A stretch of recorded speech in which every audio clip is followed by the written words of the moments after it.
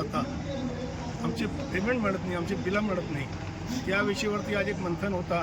मिलिंदजी भोसले आमचे महाराष्ट्र राज्याचे अध्यक्ष कॉन्ट्रॅक्ट संघटनाचे, त्यांनी ही मीटिंग बोलवली होती. विषय तोच आहे, आमची केलेल्या कामाची आम्हाला पेमेंट वेळेवरती मिळावी. आता 12 महिने झाले, सरकारकडे काय कमी आली आम्हाला माहीत नाही, पण आमची पेमेंट काही मिळत नाही. हे बघा, कामं घेतल्यानंतर कामं पूर्ण करायला लागतात. कामं पूर्ण केल्याशिवाय काम अर्धवट सोडू शकत नाही. जसं विहिरीचे काम आहेत, विहिरीचे जे कामं असतात ते नदीच्या आतमध्ये असतात, डॅमच्या आतमध्ये असतात, ते अर्धवट सोडू शकत नाही. काम तर पूर्ण करायचे. अशी परिस्थितीत कर्जबाजारी होतो आम्ही. आणि जे आपण म्हणले, जसं 2-4 लोकांनी सुसाईड केली आहे, 4-5 लोकांनी सुसाईड केली आहे, अशी परिस्थिती येते. ती परिस्थिती टाळण्यासाठी आजची मीटिंग होती, आजचं मंथन होतं, आजचं चिंतन होता. आणि अध्यक्ष महोदयांनी अगदी बरोबर म्हणला की मी मंत्री लोकांना बरोबर भेटून त्यांना विनंती करून कॉन्ट्रॅक्टरांचे बिल कसे निघतील त्याच्यावरती प्रयत्न करतोय. याबाबत आमचं म्हणणं असं आहे, 1 मिनिट सर, तुमचे ठेकेदार आहेत ना, 5 मधून 1 येतोय आणि 4 आमची एक कमिटी आहे, जसं आहे असोसिएशन आहे, त्याच्यामध्ये आम्ही जनरल काउन्सिल मेंबर आणि मेंबर असं सिलेक्ट करतो जे मीटिंगमध्ये जातील. ते आलेले मेंबर जरी 300 असली तर त्यांचे मागे 3000 लोक अजून आहेत. आलेले लोक कमी असतात, पण त्यांच्या मागे बरीचशी टीम असते.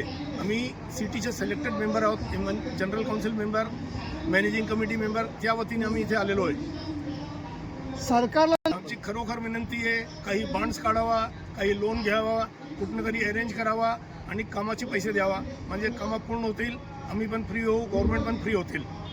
सांगाल आपलं नाव? Sanjay Kharote, NV Kharote construction committee. आज इथे आम्ही महाराष्ट्र जीवन प्राधिकरण कॉन्ट्रॅक्टर असोसिएशन तर्फे आम्ही 15 सदस्य ॲक्टिंग कमिटी मेंबर आलेलो आहोत. त्या कंत्राटदार महासंघाच्या संघटनेला जो त्यांनी लढा तयार देत आहेत, कॉन्ट्रॅक्टरांच्या ज्वलंत मागण्यांसाठी त्यांना पाठिंबा देण्यासाठी, सक्रिय पाठिंबा देण्यासाठी आम्ही उपस्थित आहे. शिंदे साहेबांच्या नेतृत्वाला आम्ही पूर्णपणे त्यांच्या पाठीशी खांद्याला खांदा लावून आमच्या मागण्या, जसं त्यांचे सार्वजनिक बांधकामाचे आहेत किंवा जिल्हा परिषद विभाग आहे, आमचं महाराष्ट्र जीवन प्राधिकरण साधारण 5 कोटीच्या वरची कामं असते, जीवन प्राधिकरण राबवतो साधारण. पण सगळीकडेच पैशाची अडकली. आज जे 88,000 कोटी, त्यामुळे महाराष्ट्र जीवन प्राधिकरणचा जवळजवळ 15,000 कोटीचा त्याच्यामध्ये सहभाग आहे. तर राज्यामध्ये आम्ही एकच यामध्ये शासनाला शासन पूर्णपणे कॉन्ट्रॅक्टर लोकांकडे दुर्लक्ष करत आहे. आता मोठा दुर्लक्ष केलेलं आहे. म्हणजे कोणी आज आम्हाला वाली नाही आहे. आणि सगळ्यात महत्त्वाचं आता या एल निनो फॅक्टरमध्ये यावर्षी महाराष्ट्राला मोठ्या दुष्काळाला सामोरं जावं लागणार आहे. आता जर का शासनाने ह्या आमच्या पाणी पुरवठ्याच्या पिण्याचं पाणी आमचा प्रश्न आहे, त्याच्याकडे दुर्लक्ष केलं. आत्ता आपल्या हातात मार्च, एप्रिल, मे काही कामं आता आमची कामं चालू ठेवलीत. आज आमचे वर्षभर झाले पेमेंट नाही, पण कामं बंद करू शकत नाही. काम एकदा चालू केल्यानंतर आमची तिथे यंत्रणा असते, तिला आम्हाला थांबवता येत नाही. त्यामुळे आमच्या घरचे पैसे कर्ज उभं करून पैसे कामं पूर्ण, जसं साहेबांनी सांगितलं, काही धरणाच्या आतली कामं आहेत, हेडवर्क असतात, ते पाण्याच्या आतली कामं करावं लागतात. पण आता मला शासनाला इथनं विचार असा द्यायचा आहे की यावर्षी फार मोठा दुष्काळ महाराष्ट्रात येऊ घातलेला आहे. एल निनो जागतिक संघटनेने, हवामान संघटनेने असं डिक्लेअर केलं की पावसाळा यावर्षी फार उशिरा येणार आहे. आणि त्यावेळेस 1 जूनपासूनची पाण्याची परिस्थिती, पिण्याच्या पाण्याची परिस्थिती गंभीर होणार आहे. अशा शासनाने आता या येऊ घातलेल्या संकटाकडं खडबडून जागा होऊन बघितलं पाहिजे. आणि आता जर का तुम्ही दुर्लक्ष केलं तर फार मोठ्या प्रमाणात जनतेचा प्रक्षोभ शासनाविरुद्ध. आम्ही सुद्धा जनतेचा एक भाग आहोत. पिण्याचं पाणी, जीवनमरणाचं पाणी लागतं, त्यासाठी फार मोठ्या प्रक्षोभाला शासनाला तोंड द्यावं लागेल. तर शासनाने आत्ता खडबडून जागा होऊन लक्ष घालावं. आणि जसं आमच्या मागण्या आहेत, तुम्ही असं म्हणणं नाही कॉन्ट्रॅक्टरनी आज 1 वर्ष 1.5 वर्ष झाले थांबले, असं म्हणत नाही की ताबडतोब, पण त्याच्यात तुम्ही चर्चा करा. त्या कामाला आम्हाला काही पटेल, आता पैसे आमचे उभे करतात, चर्चा करून काही टप्प्यात कसं प्लॅनिंग सांगा. आज असं झालं की प्लॅनिंग नाही सांगत, कोणी प्लॅनिंग सांगायला तयार नाही की आमच्याकडे किती पैसे उपलब्ध आहेत, किती आम्ही देऊ शकतो.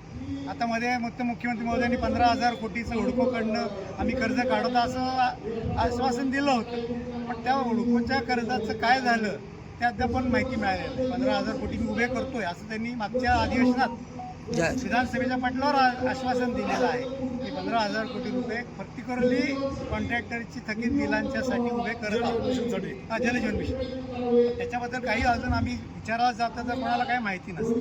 कोणी याच्यावर चर्चा करायला तयार नाही. कोणी मंत्री महोदय असतील त्यांनी आपण चर्चा केली पाहिजे. आम्ही शेवटी विकासामधले एक मोठी भाग आहे. कॉन्ट्रॅक्ट शासन जर का एक चाक असेल तर आम्ही एक चाक आहोत. तुम्ही आमच्यावर जर का विश्वासात नाही घेतलं, आम्ही तुमच्या खांद्याला जाऊ तर आम्हाला प्रश्न सुटतो. आणि आता येणाऱ्या दुष्काळात तर फार म्हणजे आम्ही पण मारणार आणि शासनाला पण प्रक्षोभाला उत्तर द्यायला.